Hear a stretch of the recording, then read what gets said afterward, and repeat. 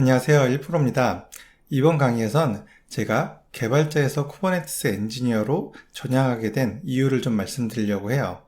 그리고 쿠버네티스를 경험하면서 실무에서 느껴본 쿠버네티스가 정말 편한 이유를 설명드릴 거고요. 마지막으로 쿠버네티스 엔지니어가 되려면 어떻게 공부를 하면 좋은지 알려드릴게요. 먼저 개발자에서 쿠버네티스 엔지니어로 전향한 이유인데, 이건 한순간의 결정이 아니라서 제대로 얘기를 하려면 20년 전 대학생 때로 돌아가야 됩니다. 종로에 피막골이라고 동동주나 파전을 파는 민속주점들이 모여있는 곳이 있었는데, 여기서 아르바이트를 했었어요. 제가 일했던 가게 이름은 마님은 왜 돌쇠에게만 흰쌀밥을 주시나였는데, 이름이 좀 특이하죠? 여긴 주변에 회사가 많으니까 주로 직장인들이 많았고, 대화에서 치킨집 얘기가 종종 들리는 걸 보면 이때 IT가 많이 힘들었던 시기였던 것 같아요. 근데 하루는 양복 입은 분이 취해서 혼자 빈 테이블에 앉아 계시는 거예요. 그리고 저를 보더니 대학생이냐고, 무슨 과에 다니냐고 물어보시더라고요. 그래서 컴퓨터 전공이라고 말씀을 드렸더니 저한테 해줄 말이 있다면서 앉아보래요. 20년 전이라서 이때 했던 얘기가 다 생각나진 않는데, 유일하게 기억하는 말은 학생, 내가 IT에 오래 있어봐서 아는데 정말 한 우물만 파야 돼 라는 얘기였어요. 이 말이 모르는 말은 아닌데 그 당시 이분의 진심이 느껴져서 얼굴도 기억은 안 나지만 그때 그 감정은 저한테 각인이 됐었습니다. 그리고 저는 이때부터 어떤 한 분야를 깊이 파야겠다는 생각을 하게 돼요. 이게 제 대학교 1학년 때 얘긴데요. 여기까지 들으면 제가 일찍이 뭔가 멋진 일을 했을 것 같지만 어디 나만의 한 분야를 찾는 게 쉬운 일은 아니죠. 그건 간절히 바란다고 찾을 수 있는 것도 아니고요. 그리고 저는 졸업하고 IT 기업에 취업을 한 후에 10년이 지나기까지 이 우물을 못 찾아요. 그래도 이 기간 동안 나름 소득이 있었던 건 최소한 내가 원하는 우물의 조건이 뭔지는 확실히 알게 됐다는 거예요.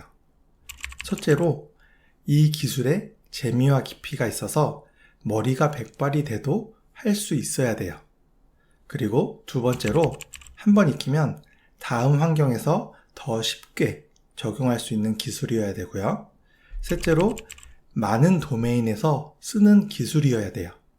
제가 10년간의 경험을 토대로 이런 조건이 나온 건데, 이 배경을 간략하게 얘기를 해드리면, 제가 취업하고 처음 일했던 곳은 자동차 제조 공장이었거든요.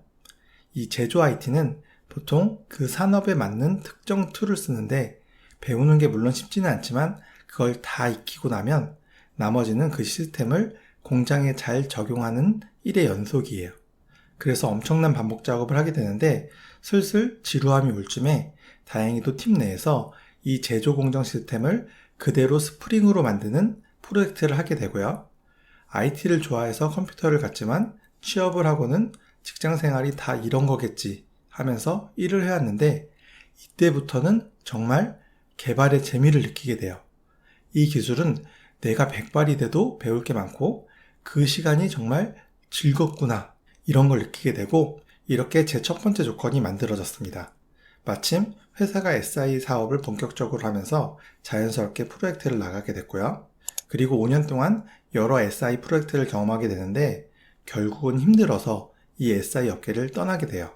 그 힘든 이유를 말씀을 드리면, 일단 제가 겪은 SI는 이 스프링 개발에만 몰두할 수 있는 시간이 별로 없어요. 제안서 쓰고 업무 프로세스 분석하고 단계별 문서를 만들고요. 그리고 상황에 따라 인프라 구축도 하고 DB부터 웹프론트까지 프로젝트 오픈에 필요한 많은 걸 경험하게 되고요. 물론 이것도 하다 보면 익숙해지는 부분도 있지만, 그래도 매번 프로젝트를 힘들게 만드는 요인이 뭐냐면, 하나는 매번 다른 업무 프로세스예요.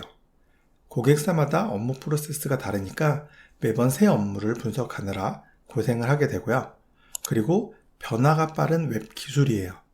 웹 분야는 발전 속도가 빠르고 신기술이 많아서 프로젝트를 할 때마다 같은 기술로 웹페이지를 만들어 본 적이 별로 없었던 것 같아요. 그래서 매번 새로운 기술을 공부해야 됐고, 마지막으로 다양한 기술 솔루션들인데, 모니터링이나 로깅, 암호화 같은 솔루션이 고객사마다 쓰는 제품들이 다르고요. 비용 절약 때문에 개발자가 직접 해야 되는 경우도 비일비재해요. 그래서 이것도 매번 새 솔루션을 적용하는 법을 알아야 됐습니다. 더 많지만 이렇게 이번 프로젝트에서 고생을 해서 기술을 익혀도 다음 프로젝트는 또 고생을 하게 만드는 요인들이 있고요. 이렇게 매번 일어나는 일에 시간이 다 할애돼서 스프링을 깊게 공부하고 쓸 시간은 점점 줄어들게 돼요. 그렇게 이런 경험을 토대로 두 번째 조건이 만들어진 거고요. 그래서 저는 첫 번째와 두 번째 조건을 만족시키는 일을 찾게 됩니다. 그리고 가상화 플랫폼 개발을 3년 동안 하게 되는데 스프링으로 플랫폼을 만드는데 백엔드 개발이 주 역할이고요. 이 플랫폼은 사용자가 네트워크나 서버, 스토리지를 웹에서 아이콘을 드래그해서 그리면 그대로 인프라 환경을 만들어줘요. 그래서 이젠 한 우물을 팔 생각으로 오픈스택과 인프라를 이해를 했고 스프링도 제대로 공부를 해보면서 기술을 깊게 파는데 집중을 했어요. 근데 딱 한 가지 문제가 있었는데 이 제품이 잘 안 팔린다는 거였어요. 정말 힘들게 도메인 기술을 공부하고 익혔는데 많은 회사에서 사용하는 건 아니었던 거죠. 이런 가상화 플랫폼은 주로 큰 대기업에서 사용하면 좋은데 그런 대기업은 이미 인프라가 구성되어 있는 경우가 많아서 수요가 별로 없었던 거예요. 그러면서 프로젝트가 점점 안 좋아졌는데 이때 제 세 번째 조건이 생겼습니다. 근데 그러던 중에 지금 이 플랫폼을 메인으로 사용하는 고객사에서 인프라 환경을 쿠버네티스에서도 되게 해달라고 요청이 와요.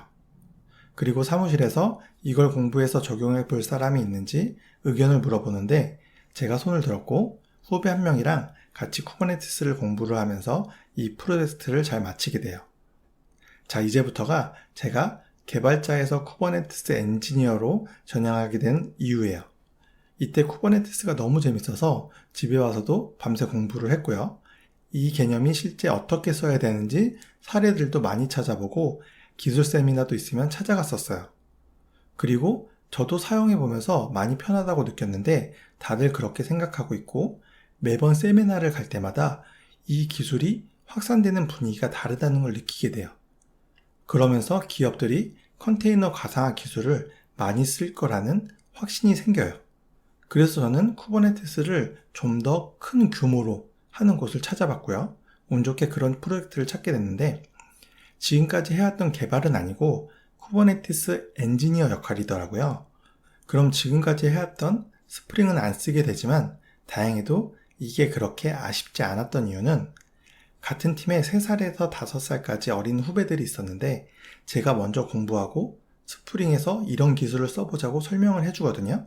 근데 인터넷에 자료가 방대하다 보니까 좀만 지나면 개념 이해나 개발 속도가 그 친구들이 더 빠르다는 걸 느끼게 돼요. 예전엔 IT가 적성이고 새로운 기술이 나와도 공부를 하면서 100세까지 개발을 할 수 있을 것 같았는데 점점 나이가 들수록 메리트가 떨어질 수 있겠구나를 느끼기 시작하는 거죠. 그럴 바엔 새로운 기술을 먼저 시작하는 게 유리하다는 생각이 들었고 쿠버네티스가 트렌드 기술에 끝나지 않을 거라는 확신이 있었기 때문에 고민을 오래 안 하고 바로 개발자에서 쿠버네티스 엔지니어로 전향을 하게 됩니다. 근데 한 가지 아쉬운 점은 다시 SI 프로젝트라는 거였지만 개발자가 아닌 쿠버네티스 엔지니어로서 SI 프로젝트는 할만했고요. 무엇보다 그 다음에 이어지는 SI 프로젝트는 앞에서 고생했던 게 기반이 돼서 쿠버네티스를 더 잘 활용할 수 있는 방향으로 일할 수 있었어요. 이렇게 또 3년이 지나고 지금이 왔고 저는 20년 전에 피막골에서 치중 진담을 해주신 분께 드디어 이제 한 우물을 찾았다고 얘기할 수가 있을 것 같아요.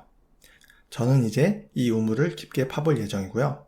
앞으로 강의를 통해서 최대한 쉽고 재미있게 그 과정을 알려드릴게요.